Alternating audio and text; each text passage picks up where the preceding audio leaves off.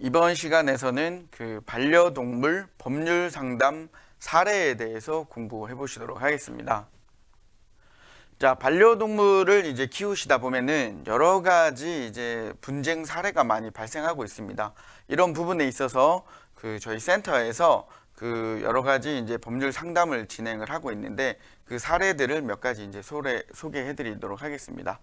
자, 반려동물의 법률 상담 사례는 그 첫 번째로 이제 물림 사고가 있습니다. 물림 사고는 이제 개가 개를 물었을 때, 그 다음에 개가 사람이 물었을 때, 그 다음에 동물병원 관련, 그리고 분양 관련, 시설 이용 관련, 동물 학대, 그리고 기타 여러 가지 이제 상황에 대해서 다양하게 나타날 수 있겠습니다.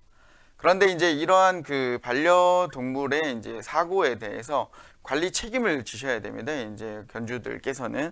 자, 그러면은 반려동물 관리 책임에는 민사적 책임과 형사적 책임이 있고 그에 대해서는 다양한 유형과 여러 가지 적용 관련법이 있다고 볼 수 있겠습니다. 그렇다면 이런 이제 보호자들께서는, 그러니까 지금 현재 이제 법령적으로서는 이제 소유자라고 이제 할 수 있겠지만 그 반려동물의 관리가 이제 상당한 주의를 기울였음이 이제 증명됐을 때는 그 피해자에게 이제 손해를 배상하지 않아도 된다, 이런 이제 책임 면제 사유도 얘기를 하고 있습니다. 그렇지만 이제 반려동물을 키우시는 이제 보호자들께서는 이제 이러한 도의적인 어떤 부분을까지도 책임을 지셔야 되고, 물론 이제 꼭 그렇진 않더라도 어떤 유의사항을 많이 유의하시면 될 것 같습니다.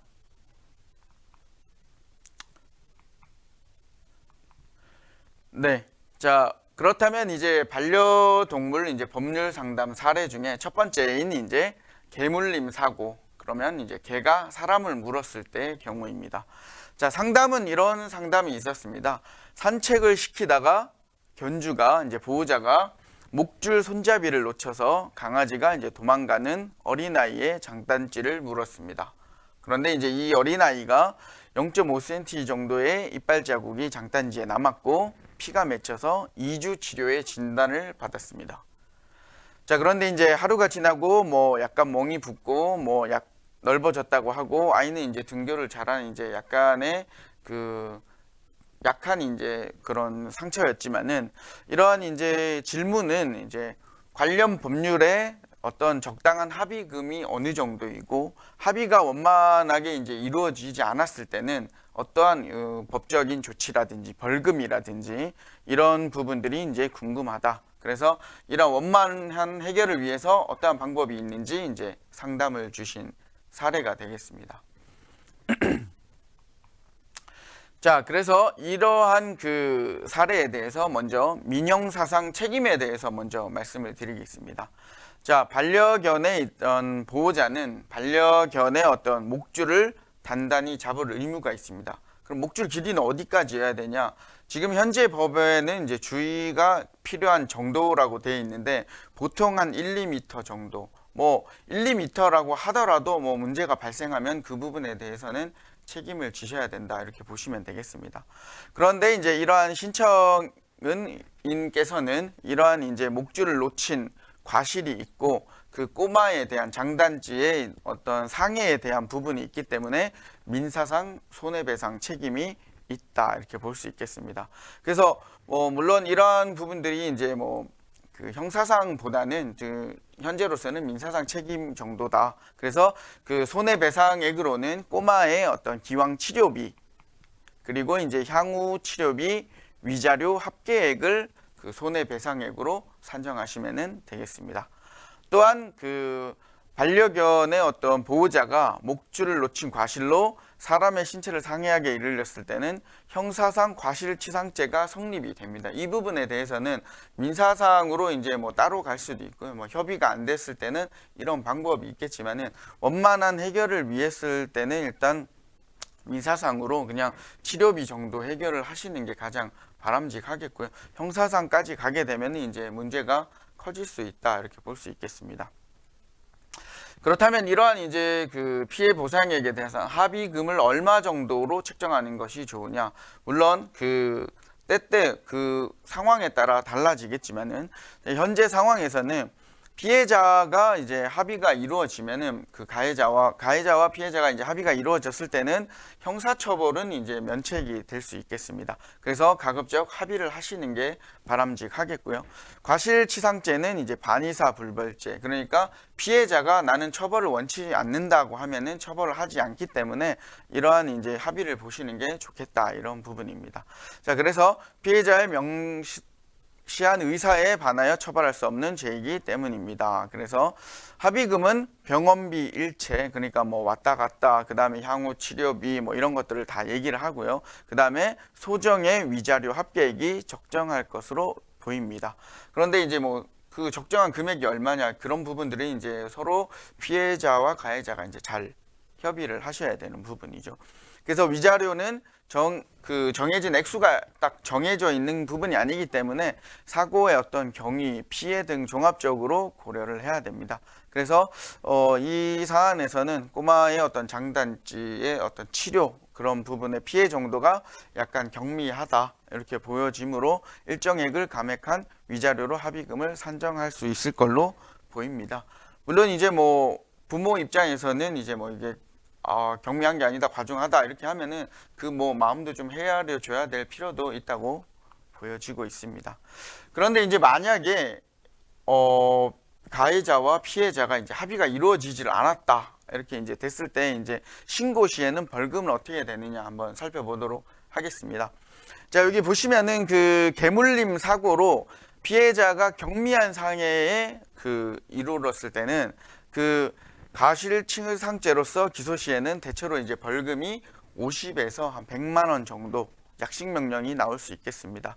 뭐 그렇다고 이제 약식 명령이 나오면은 그 벌금 액수가 부당하다고 얘기가 되면은 그 재판을 통해서 다시 판단을 받으시면 될 것 같습니다. 그 기간은 이제 약식 명령서를 이제 받은 날로부터 7일 이내에 하시면 되겠고요.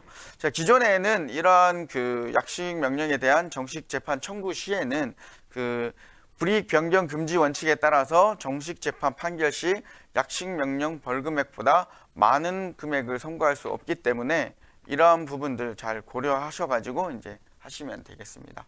또한 아까 이제 뭐 이런 약식 명령도 있지만은 과실치상죄가 이제 그 반의사 불벌죄이기 때문에 이런 부분 합의를 잘 하셔야 되겠고요. 합의가 이제 안 이루어졌을 때에는 이제 뭐 진행이 되겠지만, 그렇다고 이제 뭐 고소가 진행이 되고 과실치상죄가 적용이 된다고 하더라도 그 중간에 다시 또 이제 그 합의를 하고 합의서를 제출하면은 이제 공소권 없음으로 이제 불기소 처분을 할 수가 있습니다. 그런데 이제 가장 문제점은 이 경찰에서 끝나면 다행인데 이런 경찰로 넘어가게 됐을 때는 그 어떠한 기록도 남을 수 있기 때문에 그런 기록을 남기지 않으시려면은 원만히 처음부터 해결을 하시는 게 좋을 것 같고요. 뭐 치상죄가 적용이 고소가 되더라도 뭐 공소권 없음으로 끝나는 게 제일 좋고, 그 이상으로 이제 가게 되면 이제 처벌을 받으실 수 있기 때문에 이런 부분들은 원만히 해결을 하시는 게 좋을 것 같습니다. 네, 다음 사례로는 자, 이번에는 개가 개를 물었을 경우의 사례를 살펴보겠습니다. 자, 상담 주신 사례를 살펴보시면은 자, 강아지를 데리고 집 앞에 산책을 했습니다. 그런데 우리 강아지는 목줄한 상태였고 상대방 강아지는 목줄을 하지 않은 상태였다, 이렇게 됐고요. 하지만 목줄 안 한 강아지는 가만히 있었고 우리 강아지가 그 강아지에게 먼저 다가가서 목줄을 길게 잡았다. 그래서 이제 서로 냄새 맡던 중에 우리 강아지가 상대 강아지의 다리를 물어서 골절이 됐다. 그 다음에 이제 수술 예약을 잡고 수술 비용에 대해서 얘기하기로 했는데 이랬을 때 어떤 과실 정도가 얼마인지 궁금하다. 자, 그러니까 나는 목줄을 했고 저쪽 상대방 목줄을 안 하고 풀려 있는 상태였지만은 자, 저쪽 강아지는 가만히 있고 내 강아지가 다가가서 길게 목줄을 풀었다. 이렇게 됐을 때 이제 좀 애매한 부분이 있지만은 이런 부분은 어떻게 답변이 됐는지 한번 살펴보도록 하겠습니다.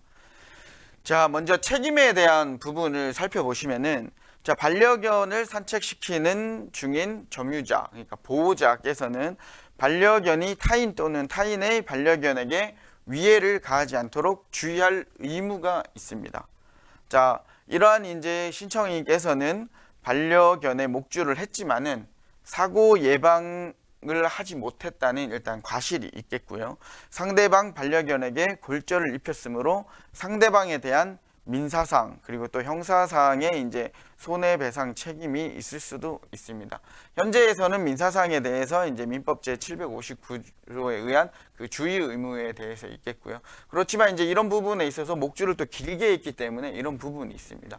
그런데 이제 뭐 여기에 나타나지 않았지만 형사상으로는 그러한 동물에 대해서 재물 손괴죄 이런 것들이 또 이루어질 수 있는 부분도 있다 이렇게 보시면 되겠습니다. 자, 그래서 이제 신청인과 상대방의 과실 비율을 수치로 이제 정확하게 몇 대 몇 이렇게 이제 얘기할 수는 없겠지만은 그 판결을 참고했을 때 50대 50 정도로 볼 수가 있다고 할 수 있겠습니다. 그래서 신청인은 일단 목줄을 하고 있었고 상대방은 풀려 있었다. 그렇지만 상대방 개는 가만히 있었고 우리 개가 다가갔는데 목줄을 풀어줬습니다. 그러면 목줄을 길게 늘어뜨리는 거는 목줄을 사실 안 한 것과 마찬가지이기 때문에 이러한 상태로는 이제 뭐 과실상계로 항변할 여지는 있겠지만은 아마 50대 50이 나오지 않을까 이렇게 판단을 하고 있습니다. 이러한 이제 개물림 사고에서 개가 개를 물었을 때의 사고 사례였습니다.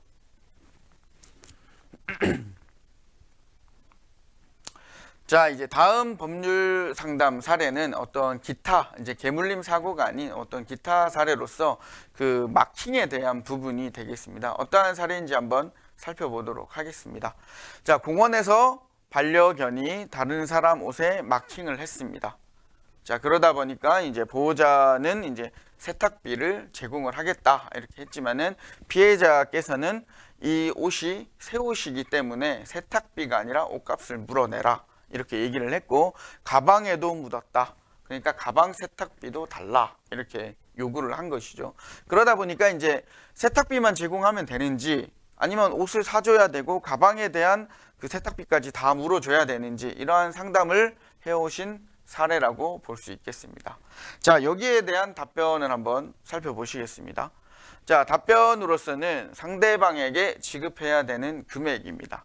자, 민법 759조에 따라 반려견의 보호자는 반려견이 타인에게 손해를 가하지 않도록 주의할 의무가 있는데 이러한 부분을 주의하지 못했기 때문에 분명히 민사상의 손해배상 책임이 있다고 볼 수 있겠습니다.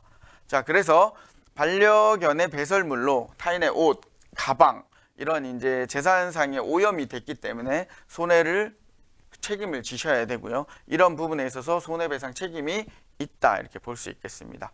자, 그리고 이제 일반적으로 불법 행위로 인한 손해는 물건이 멸실되었을 때는 그 멸실, 그러니까 완전히 뭐 불에 타거나 없어지거나 이런 것들을 멸실이라고 얘기하는데, 멸실 당시의 시가를, 그리고 이제 물건이 훼손되었을 때는 수리 또는 원상 회복이 가능한 경우에는 수리비 또는 원상 회복에 드는 비용을 손해배상액으로 이제 보고 있습니다. 그런데 이제 여기에서는 이제 너무 무리한 요구를 했다 이렇게 볼 수 있겠습니다.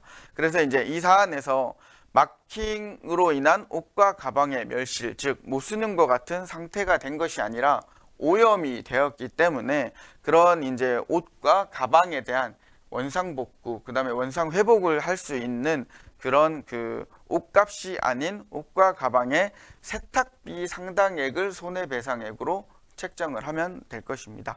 그래서 이제 반려견으로 인한 보호자의 손해배상 책임을 규정한 민법 제759조의 구조상 반려견의 보호자가 상당한 주의를 해태하지 아니하였음을 입증하여야 손해배상 책임이 면제되겠지만은, 여기에서는 반려견이 마킹한 게 확실하다고 하면은 이 부분에 대해서는 손해를 배상해 주어야 합니다. 자, 그래서 이 사안에서 그 상당한 주의를 입증이 어려울 것으로 보이기 때문에 그 상대방에게 그 옷에 대한 세탁비 그 플러스 가방에 대한 세탁비도 손해배상액으로 지급을 해야 된다고 보여집니다. 이렇게 이제 우리가 그 여러 가지 이제 반려동물 법률 상담 사례에 대해서 살펴보셨습니다.